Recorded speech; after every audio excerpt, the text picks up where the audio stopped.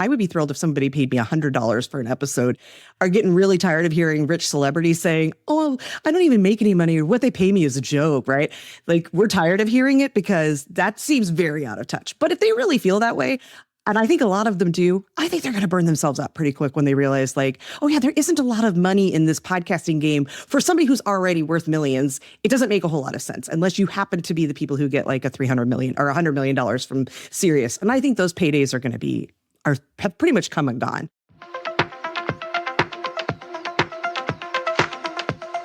What exactly are equitable dues for a podcast network? And how do you decide who pays $5 a month, who pays $25 a month, or who pays nothing at all?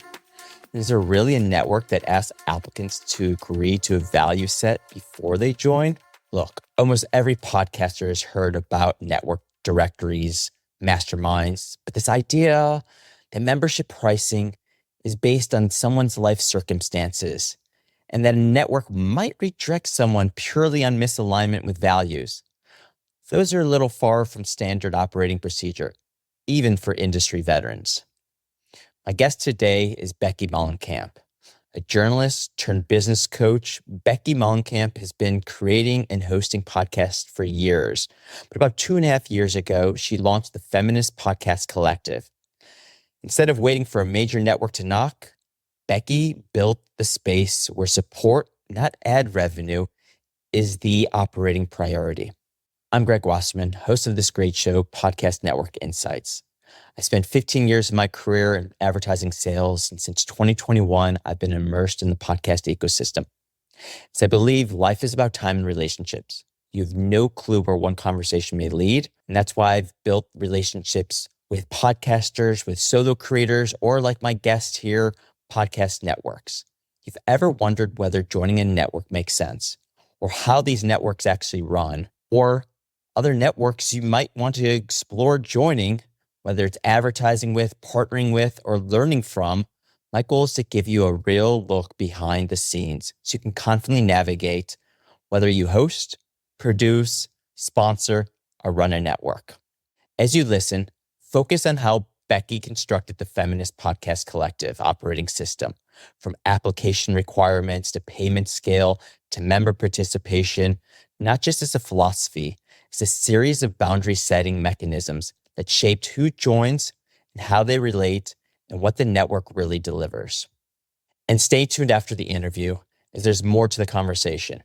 And no, it's not to get you to subscribe to the show on your favorite platform and leave a review.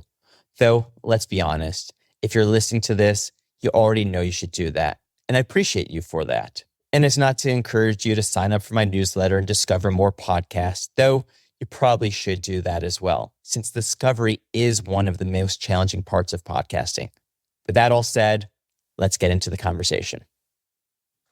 Becky, I always love to start with, and everyone that's listening knows, show's called Podcast Network Insights. So when I say podcast network, what does that mean to you? I think of two things. First, what I think is maybe the technical definition, which is a group that people join to sort of disperse advertising dollars amongst all of the members by having sort of this collective experience of increased revenue because you have increased listenership by having a bunch of people in the group. And I think that's great. I also think, though, maybe in a slightly less formal way, that a podcast network is a community. It's a community of podcasters with a shared mission, shared values, shared approach, who say, let's support each other. And I think, yes, that's often around monetization, but I really think network doesn't have to be just about monetization, or at least I hope not, because I think support, care, community, education, those things matter too. And I think a network can look like that. So then I guess that goes to anyone that's listening and that we don't know that you run the Feminist Podcast Collective, which has collective in it, and it goes into your second definition as opposed to the network, but it actually is a network. So when you decided to create, what did you model it off of? This was a little over 2 years ago, almost 2.5 years ago now. And I'm a big podcast listener, have been for a long time. I've also been a podcast creator for a long time. And I started to notice more and more a few years back that every time I was listening to a podcast, I would hear, hey, if you like this show, you might also like this show. And I was discovering podcasts that way. And as a podcast creator, I was thinking, how do I get people to say, if you like this show, you might like Becky's show? And I wasn't sure how to do that. I knew that, as much as Wondery is awesome or iHeartRadio or whatever, they weren't knocking down my door. They weren't asking me because I didn't have those kind of numbers, and I can understand that. So it's sort of this moment of, well, could I create something like that for myself? There's got to be other small independent creators who would like to have some collective force behind their show. And so it started with 15 of us who got together and said, what might this look like? It was originally meant to be a bit more of a collective in that everyone was going to equally collaborate. What I've discovered over the years is those things typically need somebody who says, I'll take the reins, because it's easy to say, sure, I'll help, until it's like, oh, there's a lot of work here. So eventually I sort of took over as the person who organizes things, but the goal was really just selfish. I would like to have something like that. Nobody's asking me into theirs, so how about I create one? Found 15 other shows that were like, yeah, I would love something like that. And then getting together and thinking, what might it look like for us to model something like that without the advertising component, at least for now? So then how did you put everyone under the same hosting company? Is it just a matter of, we have a spreadsheet, everyone comes together and shares, here's my show, and then who wants to go and talk about each other's show? Was it a guesting swap? Like, how did you build in your mind, not just the, you talk about my show, I talk about your show, but create this community then? Yeah, spreadsheet's pretty accurate to begin with, Greg. There was a lot done in a spreadsheet at the beginning. There's still some done in a spreadsheet, a lot more now on Notion, where I have more databases and actual things that can speak to each other. But yeah, it looked like a database where truly we would have 2 calls a month back then. Now it's a lot more than that, where we would get together and just go around the room and say, here's my show. Here's how you could support me right now over these next 2 weeks. And then we would log our attendance, and we would have a log too, where we would say, okay, I've listened to this show. I've liked this show. I've commented on this. I've shared this on social media. And it really started like super piecemeal like that. And eventually over time began to grow into something a little more organized, hopefully, where yes, we are doing guest swapping, but you don't have to do guest swapping. Some people don't have guests on their show. It may look like running an ad. It may look like running somebody else's trailer in your feed when they have a new season coming out. There's a lot of ways that we support each other, and we do try to put some structure around that. But we've also since then added things like having guest speakers come in and educate our crew. You've done that, which was amazing. We've had all kinds of people come in and do things like that. Also, we support each other through things like little mini mastermind sessions where we get together and help one show figure out how to do whatever it is they're looking to do with their challenge at the moment. So we do a lot of different things inside of the community, but at the heart of it, it really is, how do we all support each other so that we can try to use that power of the collective to get more ears onto all of these shows that otherwise can get really lost in the algorithm. So am I paying into the collective, or is it just, hey, it's free to join and it's just a place? And who is the right person to join the Feminist Podcast Collective? Yeah, it did start free. Wasn't very sustainable, as I found out, because again, originally thinking the workload would be more evenly dispersed, having to take on more of that, I recognized that this wasn't an arm of my business to begin with. I'm not like a podcasting expert by any stretch. And so I was like, if this is something I'm going to be doing, I need to at least get some sort of compensation for the time I'm putting in. So the dues are very, very friendly, I think, though. We have equitable dues is what I call it. So there's various options, and the dues say sort of, if your life circumstances look like this, if your privileges look like this, if your marginalizations look like this, find the place that you can pay. No one ever questions. Nobody knows how much other members pay, but it's anywhere from $5 to $25 a month. And then we have a few people who actually don't pay anything, because I don't want anyone to not be able to join who is wants to be an active member just because of money. The goal really isn't, this is not a money-making venture by any stretch. It's really about trying to amplify voices that go under-recognized. I guess I have to dig into that one. Why isn't it a money venture? When you think about, if we go back to the original answer of what is a podcast network, take away the monetization of just ads, but the ultimate thing is like, this could have the financial backings or financial success. So you've chosen this collective not to be that. How come? Well, first of all, we have feminist in the name, and feminist, in my mind, your feminism isn't feminism if it's not intersectional, if it doesn't identify and acknowledge that we all have varying overlapping identities that create both privileges and also marginalizations. Those can sometimes increase our access, but also in the case of most of our members, restrict access in so many ways.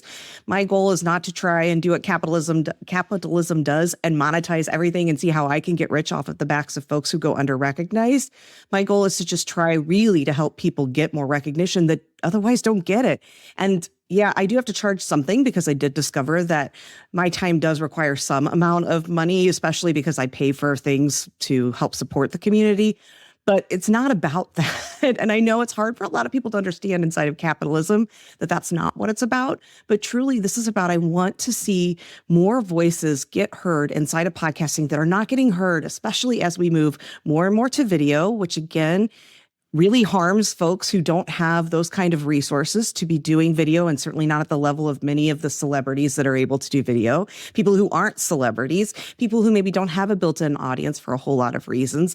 We know what the algorithm favors and doesn't favor, and algorithms, if anyone needs to know, read Algorithms of Oppression, they are inherently biased. And so there are voices that are getting left out, and not because they're not great, not because they don't have important things to say, but strictly because they aren't, no offense, white, heterosexual, cis men. And that's unfair. And I want to be a part of trying to change that. And this is one small way that I hope to be a part of that. And sure, I could probably make a lot more money, but it wouldn't feel good in my body to do that. So then I guess because this is what I love about what already the guests we've had on the show, whether we've released it or not, but I think about some of our other guests who have similar model where it's like, I'm not here. I'm here to raise voices. I'm here to I could make more money than I could, than I'm doing. And you've gone down that path, but they all have another business side that's actually fueling. So what is Becky's other business? And this is the Collective Podcast Network that is helping voices be raised. I don't know sure. I think on the face of it, the Podcast Collective probably doesn't really benefit my business. My business is feminist business coaching. I work with people who are sort of going from me to we, meaning they're going from that solopreneur or doing most of the service providing in their business to needing to bring on consultants, move to an agency model, et cetera, making that leap in a way that honors their values. I suppose the work sort of benefits that, and that maybe some of those people could be my clients. They haven't been, but perhaps they could be. Obviously, my own podcasts exist inside of the collective, so I get the benefit of that as well. All of these things help with name recognition. I just wrote a book called Liberate Your Business. And this gives me an easy in to a whole lot of podcasts, which is really nice, right? I'm going on a tour of 25 podcasts, and a lot of those are members of the Podcast Collective. They know me. There's that built-in trust. They like me. So in those ways, it supports my business, but I'm not in the podcast business. I'm not a podcast, producer or any of those things. And I love that there are people that do that, but I'm not really here to try and make money off of the people in the collective other than how can I support them? And it fits into my ethos of I even have a sign, I don't know if you can see it, but it says without community, there is no liberation, which is Audre Lorde. And that's what I really believe. We need community, we need collective spaces, we need to move together to be able to make change. And if I'm going to say it, I feel like this is one place I get to walk it a little. I love that. Look, we both know my ethos is life is about time and relationships. So you're going community. I'm all about relationships. That's why we're able to have these conversations. And I get excited about how each person's doing what they're doing. But if we take the step back and going I'm not a production, I'm a podcaster, but I was doing this out of my own needs per se. But correct me if I'm wrong and let everyone else know, your background's actually in comms, right? You came from journalism and communications background and then kind of fell into this podcast collective, but you've been doing the business coaching for quite a while as well, right? Yeah, journalism into coaching, which may seem like a leap, but honestly, at its core, coaching is asking questions. That's really what we do as coaches, and I learned really well how to do that as a journalist. There's also some storytelling that happens inside of coaching with both helping our clients tell stories and helping use stories to help clients. So there's actually so much overlap that I didn't even realize as I was going into coaching. And I'm like, oh, this actually makes a lot of sense. And podcasting has been this really beautiful opportunity for me to go back to some of those journalism roots and feel a bit like a journalist again by hosting people, again, doing interviews, asking questions, helping to tell stories, but in a way that feels like I'm doing it because it's what I want, which is why I ultimately left journalism, because I got really tired of telling other people's stories to make other people rich. It didn't really feel that good to me. It just wasn't lighting my soul anymore. And so now I'm in a place where I'm getting to use a lot of those skills in new ways, but in ways that actually feel really, really good for me. And writing the book is just the latest example of that, of like using those skills in a way that actually lights me up. And I hope helps to make some small bit of difference in the world. I mean, I think that if just you follow your ethos, it's definitely doing that, right? Creating this community and allowing more voices. So what is the struggle? I mean, you're solving the issue of discoverability by getting these, how many shows are on the network right now? We're up to about 50 now. So we have 50 members. So actually, if some of our hosts have 2, I have 3 shows. So we actually have more than 50 shows, but about 50 members. All right. So 50 members now being able to swap, collaborate, partner, whatever it may be for not only their show, but maybe their businesses, which is the other side of it. What challenges are you running into? Where you've taken the collective of creating, I don't know, this cross promo, and where do you want to take it? Right now, it's about managed growth is part of it, trying to decide how big do we want to get and still be able to maintain the community, because as you said, relationships are at the heart of it, and it's really beautiful. At 50, it's still amazing. Everyone really gets to know each other. They all get to feel, I hope, heard, seen, appreciated by each other, not just by me. I mean, I feel like our community really does support each other. And turnover is not a problem. It's more about how many people do we let in to say, before we start to say, this might be where it's now going beyond what feels good for us. Because I think everyone who's in there, like you, are people who care about relationships. That's why they're there. And so we want to be able to maintain that. For our members, I think some of the biggest challenges are some of what you've come in to help talk to them about too, which is great. But it's sort of, how do I use this podcast to actually make a difference in my business, not just to sort of hear my own voice or to put a voice out there or to get caught up in vanity metrics and just like trying to get as many downloads as I can. How does it actually support my business? Because almost all of our members are people who have businesses, and the podcast is in support of that. Some of our people are doing podcasting as hobbyists, which I think is also great. And so that's fine. It's a different set of concerns. But I would say for the most of our members, that's where sort of the biggest challenge for the members are. So then tech is, I mean, I guess I always have the conversation around tech. You said you're charging because you've bought some tools. What is it that you've created within the collective from a tech standpoint, tech stack? How do we get beyond Google Sheets and invest besides Notion, right? So like, what is the tech stack for your collective look like that is allowing you to service the needs of your members and also think about how we grow?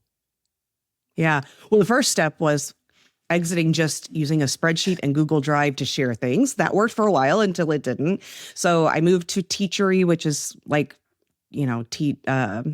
Teachable and many of the other platforms. Yeah, exactly. High level, So we're on Teachery. That's where that allowed me, first of all, to make an easy way for recurring payments for people to be able to pay for membership when we made that leap about a year ago. So I've only been charging dues for a year.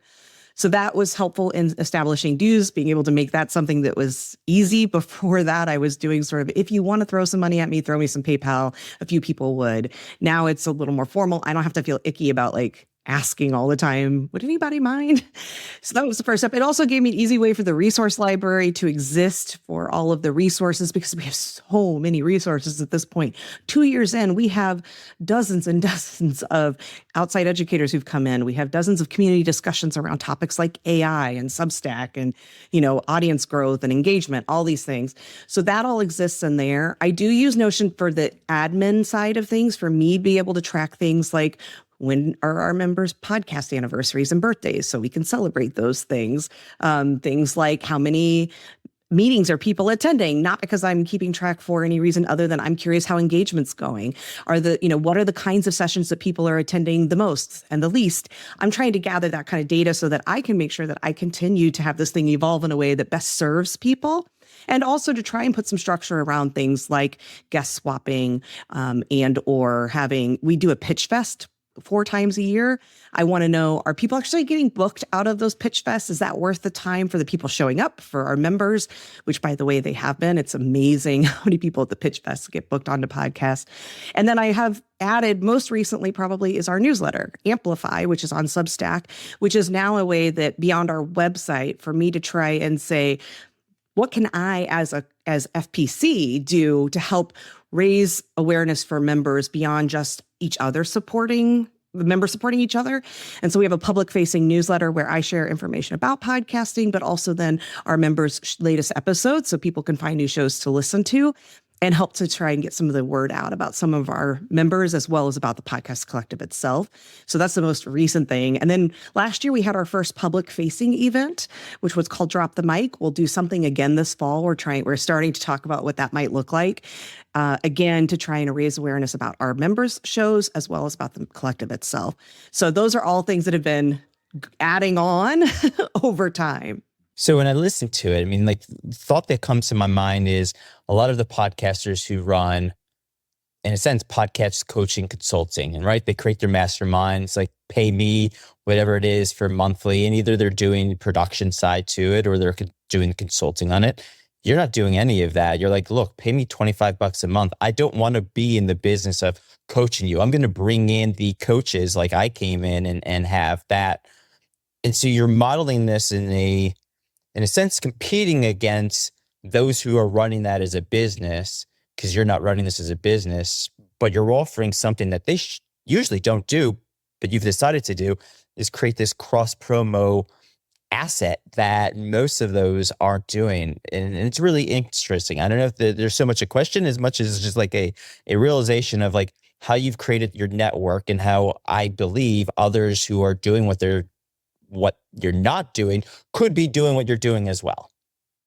I think, Greg, it's when you free yourself from capitalism's restraints that say everything you do has to serve some purpose for scaling, for growth, for monetization, or it's not worthwhile. I was free from that completely. I didn't go into this remotely thinking in that way. And I think that just sort of shakes off a lot of limitations that we often have and allows us to be creative. It was just truly like, what do I want and need? And then what would solve that? And then building that thing, and then slowly over time realizing, okay, it's not about trying to get rich here in any sort of way, scaling and growing. And in fact, I foresee a future where we will cap growth, but it is about like saying, okay, I do need some amount of compensation just to be able to sustain this over time or I will burn myself out.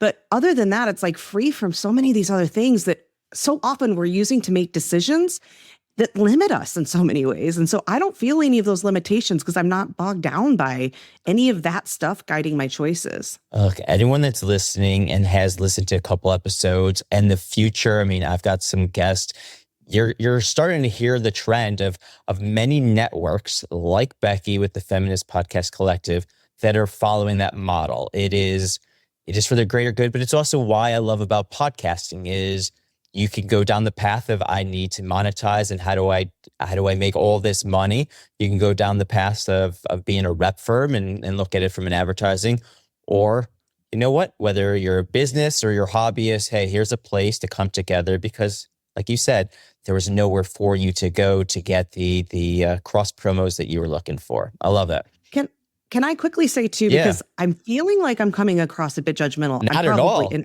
Okay, but because I do think there are obviously great places for there are great, so many of those.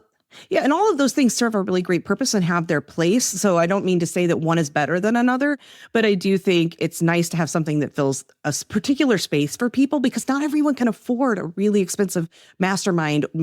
Most of our members can't pay for production. It's all DIY, indie. We're doing it all ourselves. And even $25 a month is a stretch, right? And those people deserve a home too. I think if you can afford to be part of some of these other places, or if you're looking for a very narrow type of help, they're going to have more depth than we're providing here, right? We're providing probably a wider breadth with maybe less depth in each of the areas. And so I do think there is something to be said for all of these things. I just want to make sure I'm clearly saying that too, because I don't want people to think I'm saying what I'm doing is somehow better. It's different, but I also think it serves an audience that maybe isn't being served by some of the other places that exist. 100%. And that's what I love about all these conversations is how each network is operating, how each has found success in their own way, how you define success versus the network that's making millions of dollars or just got sold for $30 million, right? It's a completely different business model, but it's also completely different audience that they're trying to serve and a reason that they're serving, but it all fits. Like everything is able to coexist. And that's what I love about what we've created here in just our space. Yeah. And I have been so blown away too, because again, I've never felt like an insider in a podcasting industry. I was a little tiny podcaster, and it's been amazing, like how the podcast community, when you start to actually see it as community and participate inside of it like community, it's been so welcoming, so helpful. Like people are not, I haven't felt any way people judging me to be like, you're not in business, get out of it. Everyone's just been so amazing and just reaching out to say, would you come speak to our group? We're small, but we have a lot of really interested people who otherwise can't afford to get access to quality education around these issues. Like people are willing to step up. People introduce me to other people. It's been amazing. I've been really blown away by the podcasting space. And this is what I love about it as well. You've mentioned a couple times here a cap, like at some point 50, you'll have a cap. And the question I love to find out is when a person's looking to join a network, and we'll go with yours because as we just described, each network is going to be different, but like what are the red flags that they should be looking for? What were the flags that you were even thinking about when you created this network going like, I'm going to do it the way you've actually decided to do this? Well, I mean, one of the things that we have is an application process. You don't just click buy now and join. There's a form. Part of that is agreeing to our value set, which not everyone's going to agree with. It's important to us as members because that is the thing that unites us all. We are not united in any other way, not in types of shows, not in who we are, what our businesses do. The only thing that unites us is our value set. So that's the thing that's most important to me to protect. I could have a lot more members, I have a feeling, had I just had a buy now button. I could probably be taking money from people who never show up to anything and they're just forget that they have an auto pay. Those things exist. That's not the way that I want to show up, our community wants to show up. So we have an application form. I think that's something for people to think about. Do you want to be in a space where, first of all, just what is the united thing? What is it that's uniting you all? If the thing that you live by is your values matter most, I would be really careful to make sure I'm looking for organizations that share my values. And how are they showing me that, right? One way we do it is by saying we don't just welcome anyone. If that's not the most important thing to you, that's also okay. But what is and how is the group you're considering showing you that they are aligned with you on whatever that thing is that's most important to you? I would ask about engagement if you can, if there's someone you can reach out to, if that's important to you. If what you're looking for is community support, are people showing up to calls? Are people helping each other? What does it actually look like? I can talk about engagement. I can talk about churn rate. I can tell you what our membership looks like if people want to ask those kinds of questions. We have a very high engagement rate. We have a very low churn rate. We have members who've been around for 2.5 years now, right? That don't leave. So I think the most important thing is what matters most to you. What is the reason? What's your why for considering joining a space? And then what is the evidence, not just somebody saying something on a website, right? But what can they actually show you both in words, but also in the way they show up that tells you they really do, we are aligned on these most important things to me. Yeah. I mean, if we go to the financial backing of the collective that you've put together, it's got to be tied to a values versus another network where it's like, look, values, it's more of just an alignment of, am I going to be able to make you the most amount of money? Am I the right person to sell your show? Or are the shows that are in this collective or network the right shows to be aligned with? And so you've got the values, the feminist side of it, like and then, hey, here's your sliding scale. So it makes sense. Yeah, I think just knowing that for yourself. And again, that's why we have an application form, because for people who are just interested in, are you going to make me money? Well, the answer is no, we aren't going to make you money, right? We don't do that. And I don't want people who are just like, I'm going to sign up somewhere hoping that I can like take and not give.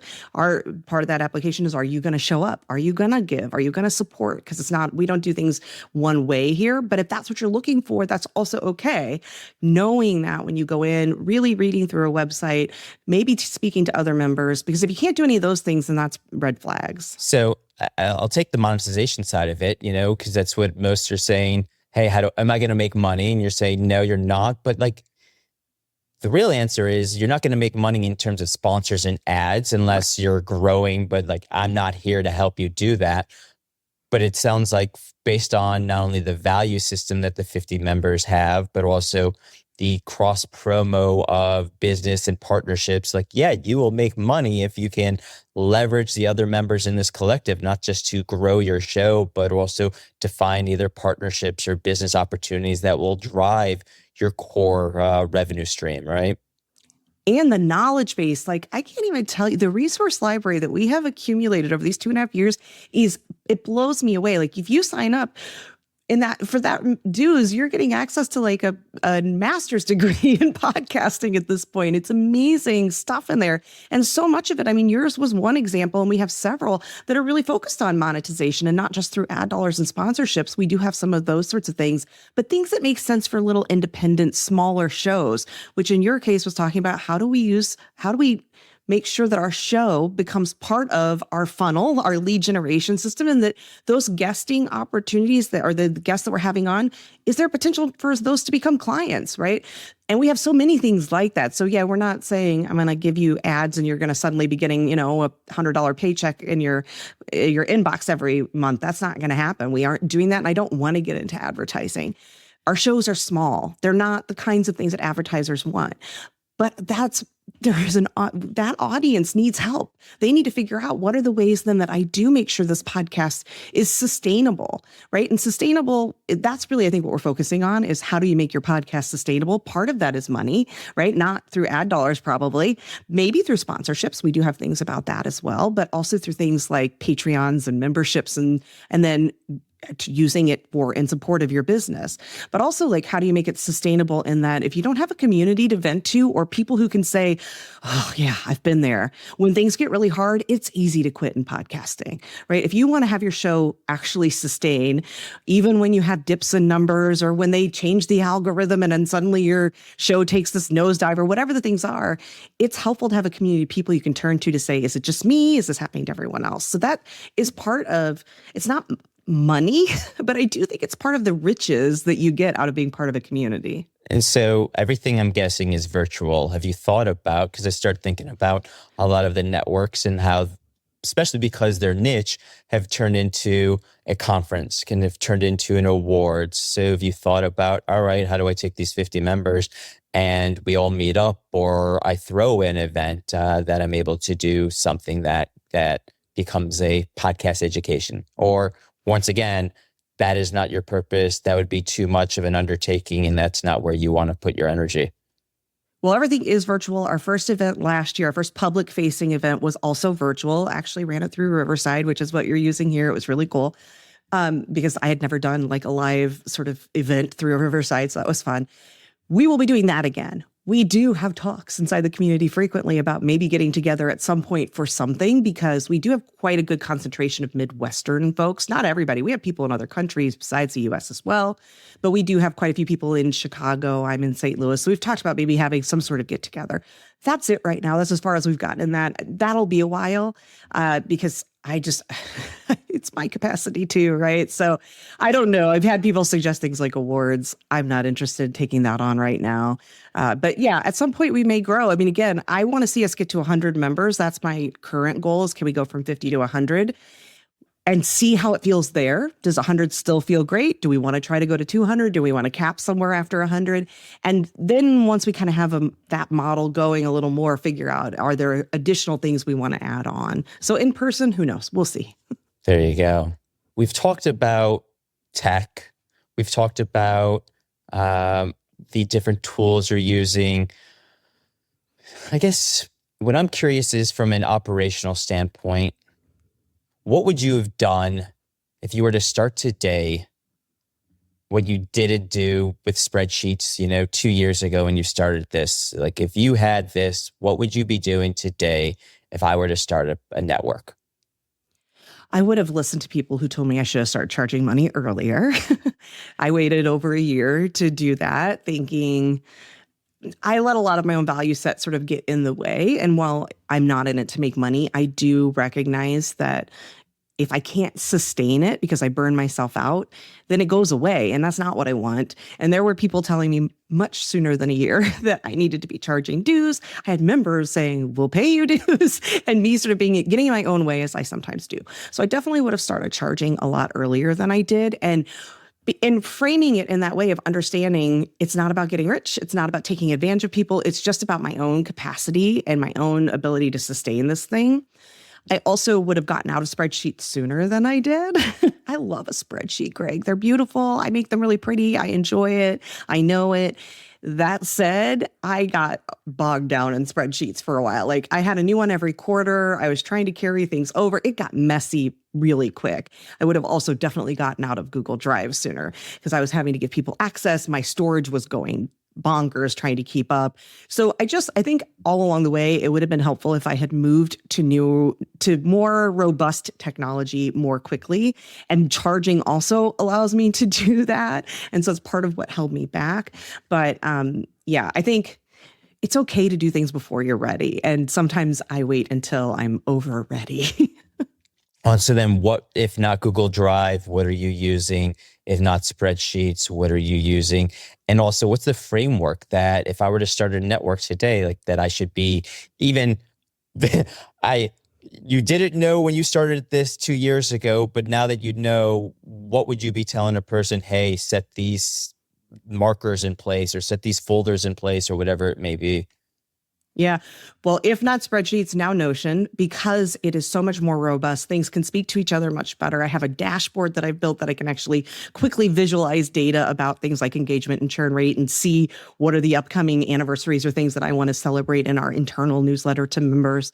And if not Google Drive, I'm now using Teachery with YouTube, where the videos are there, and then I can put them into Teachery, and there's this wonderful resource library. When new members come in, they can see everything. It's much easier for them to navigate than in the past. I didn't add a website for a year either. That's another thing I would have done sooner. And that has been extremely helpful too, just for people to better understand, because I think for as far as framework and start from the start, get really clear about the mission, the vision, the values, and think beyond today. And I had some thoughts about that, but I definitely lacked any clarity. And again, not to say that you have to have all the answers before you start, because sometimes that slows me down. But I do think trying to think 6 months out or a year out, what would I like this to look like? And starting to build the infrastructure that will help you get there instead of waiting till you're there and then being like, oh, we should probably have a website. Like, it would have been helpful to have a website earlier, because I was fielding so many emails for questions that were really easily answered on a website, right? And a website really wasn't that hard to build. It doesn't cost that much, especially now with AI tools, if people are open to using them. There's just really no reason not to have a website. So that's been really helpful. So I think just know, like, what is the goal? What is the purpose, right? There are a million different ways, as we said, that something like this can look, in picking what feels right to you and what you actually think you want to, because you're going to be with it for a while, probably. I mean, here I am 2.5 years later, and it still feels like I just started.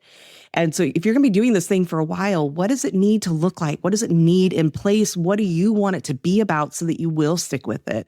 Because managing people, having community is not light work. And I think it gets undervalued very often, that people think, oh, it's no big deal. You just have a community of people. It's a lot of work. You have different voices with different needs, with different demands, with different schedules, with all, everyone has a thought about where things should live. We use Slack, which I didn't mention, for our internal sort of member communications. Believe me, there's people who are like, I hate Slack. I understand, but there's no tool that's going to please everyone. Yep. So sometimes you have to be ready but you have to be ready to deal with all of these things. So if you're going to deal with all these things, it's got to be something that you actually want to be a part of.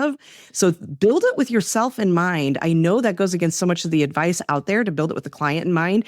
There are enough people in podcasting.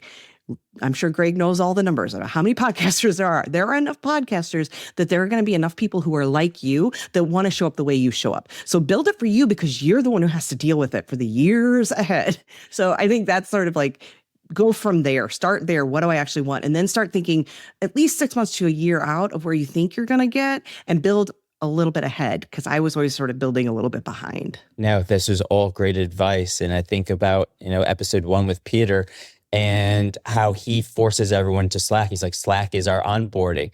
So your comment about, I have an application, part of your qualifying thing is not only my values, but these are the tools I use. If you can't get on board with these tools, then you're not going to get the value out of this. So this isn't going to be an actual right match for both of us. Yeah. And I have members who won't use Slack. And they're still members, and that's okay. You're missing out a piece of it. But the nice thing about having multiple lanes of this membership is we have, yes, the Slack for communication between our community calls, but we are up to having about 6 calls a month. So there's times that people are like, even our few members, we don't have that many, but we have a few people who are just like, I don't want to use Slack. Okay. If you still feel like it's worth your investment with all these other things, then join. If it doesn't, then don't. But yes, I do think we have to be really clear of like, you're going to have people say like, well, that meeting time doesn't work for me, or that tool I don't like. And you have to be willing to just sort of say, I understand that, and this is what we do, right? And you may lose members. You may have people who don't join because of those things. So knowing that in advance of having your own belief in why you're making the choices you're making is really important, because it can be very easy for people, especially people who are people pleasers, to start to make a bunch of decisions and be like, well, we have a Slack community and a Circle community, or you can come on WhatsApp or what. No, you can't. That's not sustainable. So you got to make some choices. I want to go back to, while you're talking, one thing came to mind. I want to go back to your podcasters aren't big, right? So if we think about it from sponsors, they're not massive. They're not going to get these massive sponsors. But as a network, what is your focus? What is your value prop to them saying, I'm going to help you grow? Or do you even look at the numbers? Do you help them with the numbers? Or is part of the goal after 2 years, maybe not right now, but the goal is to graduate from the Feminist Podcast Collective and go someplace that maybe I've now gone from, 1,000 downloads, and now I'm at the 15,000 downloads. So I'm past the Feminist Collective in terms of its values, even if the information's still there, even if people are there, but I'm at a different level because I'm a higher download number. Like, do you look at that? Do you think about that? Do you have a responsibility to that? One of the things I want to add at some point, and I have, because we have sponsors as well, I have a few folks who, for whatever reason, well, I know the reason, they love what we're doing. They think what we're doing is important.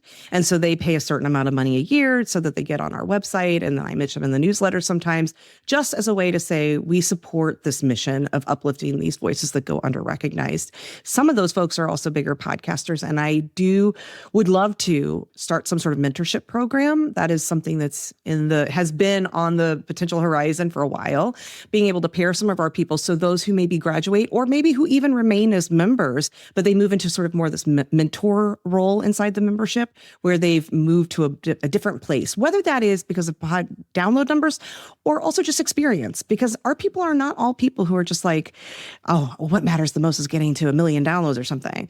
They also respect, you've been podcasting for 10 years consistently. That is worthy of celebration as much as I've hit 1 million downloads, or I consistently make revenue out of my podcast because of the way that it is part of my client funnel. Even if I'm only getting 200 downloads an episode, I'm consistently earning income. That's also worthy of somebody saying, I would love to have that person mentor me. So eventually I would like to do that. We're not doing that yet, but that is a goal.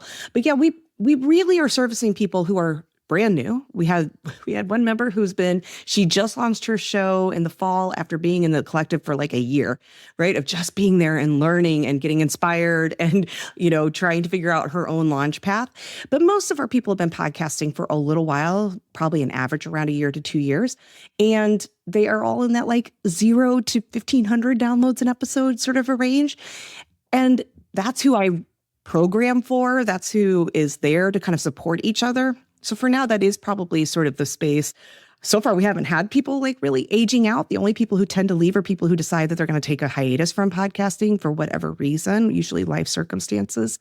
But, if people do decide they age out, that's also okay, or that they sort of move beyond what we're doing. But I think because the thing that unites us is value set more than anything, I think that's what sort of keeps people around, because there are a lot of other options that are probably focused more on bigger numbers and those sorts of things, but that's just not really the primary driver for our members.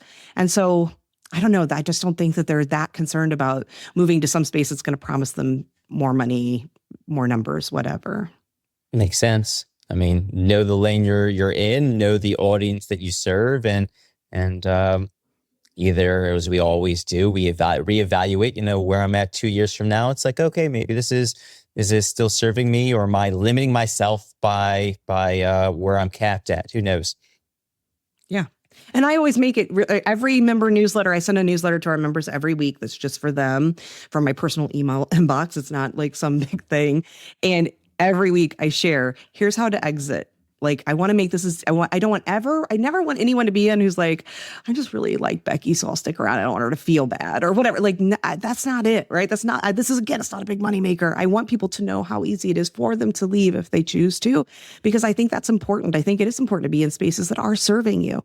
And I think for the most part, our members are feeling like it's serving them, if for no other reason, to pay $5, $10, $15, $20, $25 a month to be around people who they feel like get it, who are like, I understand how you show up in the world. And that there is a real value to that. I think sometimes we discount that as people creating communities, and we shouldn't, because that has real value for a lot of people. There's the buzzword that I love hearing, being of service. And so the Feminist Podcast Collective and what Becky's doing is truly of service. And I think anyone that's listening here, keep that in mind when you're evaluating a network, would be just thinking about how networks operate. So I guess that goes into the question, video. We've talked it a little, we danced, and I hate to always bring it up because it's like the AI question. We all hate to talk about it, but I think it's important, especially for who your audience is, the Feminist Podcast Collective, when we think about marginalized voices, but also how video changes that entire piece. I mean,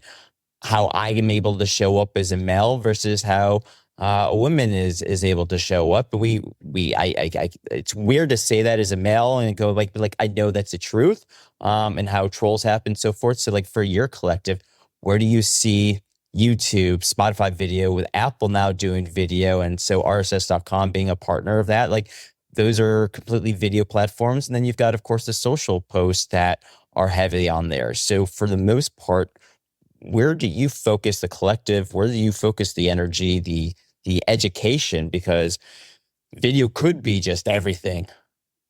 Well, first of all, Greg, we need more men to say exactly that, to not only know it, to be aware of the fact that there are differences in what video means for white folks, men, straight men, cis men, all the different identities that we hold, that there are differences in how you are received and perceived than somebody who holds more marginalized identities, to know it and then to say it. There's not enough folks who have privilege saying that, right? Acknowledging that, yeah, my videos probably get more views, get more likes, get fewer hate comments because of the body that I'm in. That's really important. So thank you. And I encourage people listening to think about that, because so many people aren't saying that. They don't even realize it, but then if they do, they aren't saying it. We need that. That's what advocacy and allyship looks like. So first of all, thank you. Secondly, with the newsletter, I have been doing a lot of talking about two big areas, and those are video and AI. Those are two things that right now are pervasive on everyone's sort of minds, showing up more, trying to figure out how to navigate those things, both from just the perspective of like tech, right, and the challenges there, but then also the ethical concerns around both of those things. And as you mentioned, with video, that it is a real challenge. First of all, in how we are received and perceived, and how the algorithm treats folks who have different identities, on whether those things get pushed out, and video only amplifies that. But also in just, our folks are, like I said, DIYers. These are people who are trying to just do it themselves. And podcasting started with this promise that you just need a mic, right? Like, that's it. You just need a, and heck, you don't even have to have a mic if you don't want it. It's not going to sound as good, but like, you don't even have to have a mic. It was supposed to be this really low barrier to entry, democratizing media, giving everyone a space. Video adds another layer to that is another expense. And certainly if you want it to look good, an additional expense that most people don't have. It creates some accessibility issues. So it is a real challenge for people. Also, pretending that it's not real isn't helpful, right? So it's the same with AI, right?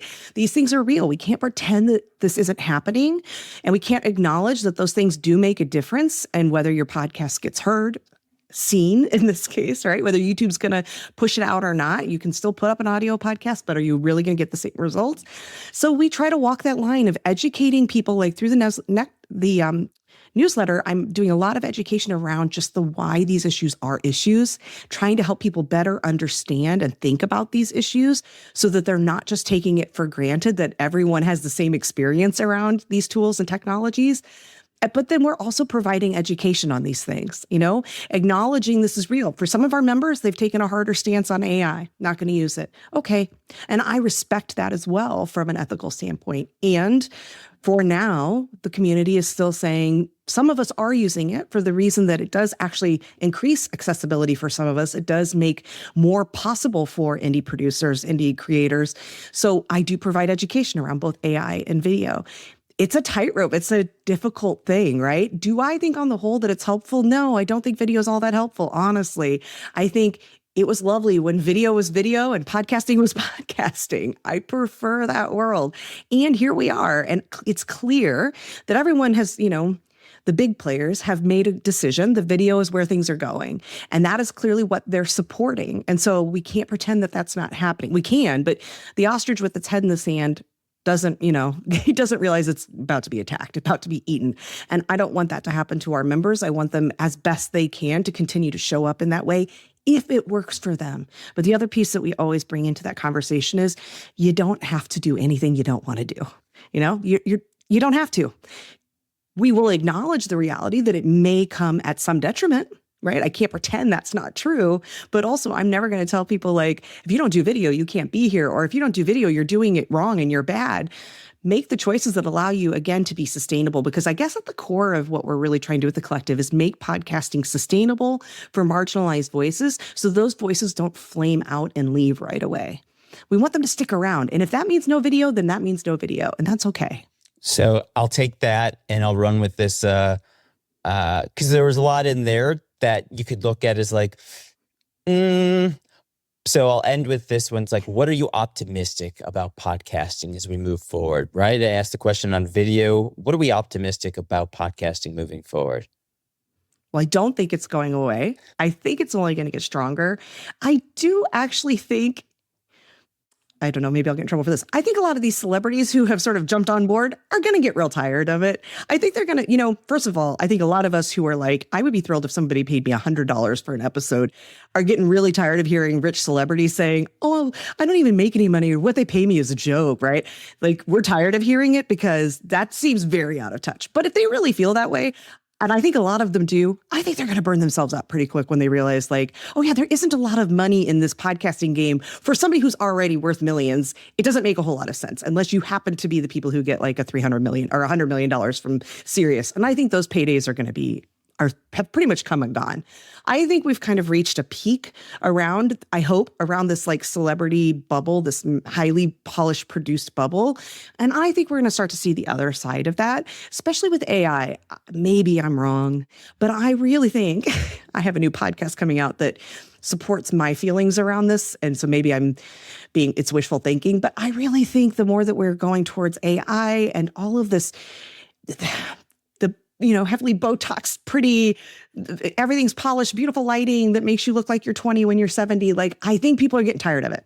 I think people want real. I think with AI, everyone's starting to just say, I actually want to see you mess up. I want to hear the mistakes. I want to see your wrinkles so that I know you're human, right? I've seen more and more writers talking about putting errors into their copy so people know it wasn't AI created. That's a wild world we're living in. And so I think more of that's going to show up with podcasting. And I think people are going to be curious about like, how do I just get back in touch with what it means to be human? And like, yeah, that might mean that there's a little crackle sometimes, or the audio quality is not perfect, or you don't have the best lighting. And I actually like that because it makes me remember that you're a human like me. That's my hope. And I really do believe that's the case. I don't know how far off we are from that, but I think we're starting to reach a bit of a fever pitch with some of the stuff. And I think we're going to start to see the other side, which I think bodes really well for our members. I love it. I love the future. If you think about earlier conversations we've had here was around how each network operates differently and what fits for your network versus someone else's. And so if I think about my conversations with the ladies, Cleo and Nadine from Pod Nation, or Aisha from Stoke Bros, they're celebrities, they're high profile people, and what they're seeing from their networks, but also from the talent standpoint. And then the the prediction, can't even say it, that you've just said in terms of where you think those are. So be interesting. And once again, I think there's a space for all of it. Hopefully there's a space exactly as you described for the authenticity, for the real human connection and not just celebrities. So you mentioned your podcast and the wishful thinking about with that. So what is one podcast? It can't be your own, but also someone else. Because like that podcast discovery, I mean, this is why you started your network in the first place. Podcast discovery is incredibly difficult. So here, help me help others understand one podcast they should be listening to. Well, I'm going to reference my friend and a big supporter, also a supporter of the Podcast Collective, one of our sponsors, which is Amelia Ruby. It's with an H-R-U-B-Y, Amelia Ruby, and her podcast Off the Grid, which is talking about how to grow a business off social media. She has a rabid following of people, and it's not a huge podcast. She's not getting millions of downloads. She gets more than a lot of our members, but still not.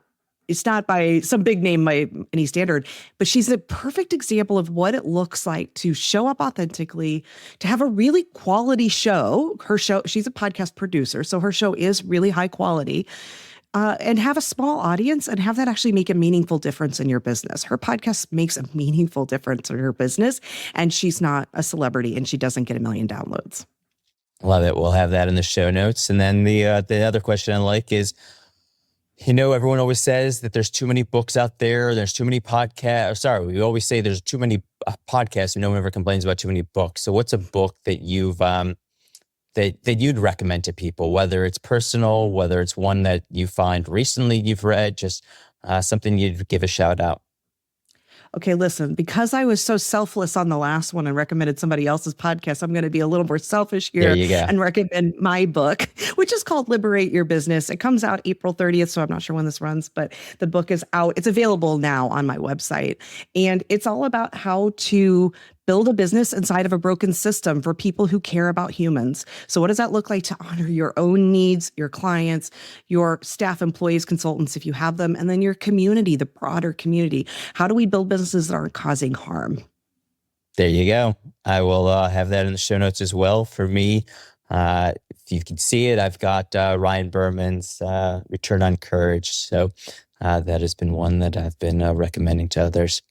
Well, we've talked for a bit. Anyone that's made it this far in the episode, is there anything that you would love to leave them? Anything we haven't touched on? I think about who's listening to this. They're either a podcaster, they're a network operator, maybe they're an advertiser. While it may not be relevant for you since you guys aren't doing so much in the monetizing and advertising, but like anything that we haven't covered that you'd want to leave, being someone who's running a network. I guess just for everybody, be yourself. I just think that we need to stop trying to create what we think other people want, what other people are saying will make money. You got to build for yourself. If you're not building for yourself, if you don't love it, it doesn't matter if other people want to buy it. It isn't going to be sustainable. So start from within and ask yourself, what feels good to me? Whether that's your show, if you're a podcaster, whether that's a network you're building. And frankly, if you're an advertiser, don't just look at the things everybody else is buying. What do you actually respond to? What do you like to listen to? Because there's other people just like you. So just start by asking yourself, what do I love? What do I like? What do I actually want to spend? It's like getting married. When you're building a network or starting a podcast, you're going to be with this thing, hopefully, for a long time. So you better love it. You better really enjoy it. So I just think we need to think more about that and a little bit, at least a little bit less about who's going to pay for it and how much. I love it. That is a great way to end this. Becky MOLLENKAMP for Feminist Podcast Collective. Thank you so much for joining me here on Podcast Network Insights. Thanks for having me. Well, you've made it this far, and I really appreciate it. I truly do, because I know most of us don't make it to the end. So if you allow me, as I said at the beginning of the show, a few extra minutes to share my thoughts in this conversation, I'd appreciate it. At the start, I got into this idea of equitable dues, that sliding scale at the core of the Feminist Podcast Collective. Most networks set a rate, set expectations, and move on. This idea of members paying anywhere from $5 to $25, or nothing if they need to, bakes flexibility into the very structure. It's not just about making it affordable. It's a mechanism that allows different lived experiences to exist side by side without putting anyone in a box, but zooming out, there were a few other pieces that I can't ignore. First, what stood out to me was the way Becky resisted turning the network into an engine for personal profit. Most network leaders would look for ways to monetize, add services, or at least spin up a coaching arm. Instead, she drew a clear line. The network isn't a pipeline for more business, coaching, or production gigs. That's not how most networks operate. And it changes how you look at what a network actually is providing. Support, visibility, not just revenue share. Second, the fact that growth of the network being capped not for scarcity, but to protect what works. So members actually know each other and engagement doesn't drop off. It's a network that wants to stay small enough for relationships to matter. Most creators wouldn't expect that, but it's actually a strategic choice you have to make at some point. Do you want the biggest group possible, or do you want a network that can actually deliver on what it promises? The third thing I'd highlight is the approach to sustainability goes beyond just money. It's not how many downloads or how fast you can monetize. Instead, it's how do we make this something members actually want to be part of? Month after month, including those who aren't aiming for six-figure ad deals or industry awards. It makes you reconsider what you'd want out of a network when the goal isn't simply to grow, maybe it's to last. There's so much more that I enjoyed and learned from my conversation with Becky. These are just some of the few things that I thought were worth sharing. Once again, thank you for tuning in. To the 2 people who gave me a 5-star review on Apple, thank you. I've received DMs that you're enjoying the podcast, but go ahead and leave a review and let others know. The show wouldn't have been made possible without some of these amazing companies that I must say thank you. The show is produced by Stories and Strategies. If you don't know them, I suggest you do. Reach out. I'm using RSS.com for my podcast hosting because let's be honest, podcast hosting is more than just storage. They provide me so many features to ensure a great podcast experience. It's easy to use, maximum distribution. They have a community to learn from, monetization solutions, and so much more. Systems and processes are key for the consistency needed in podcasting, which is why I use Northflow, a dedicated podcast project management platform built by podcasters for podcasters.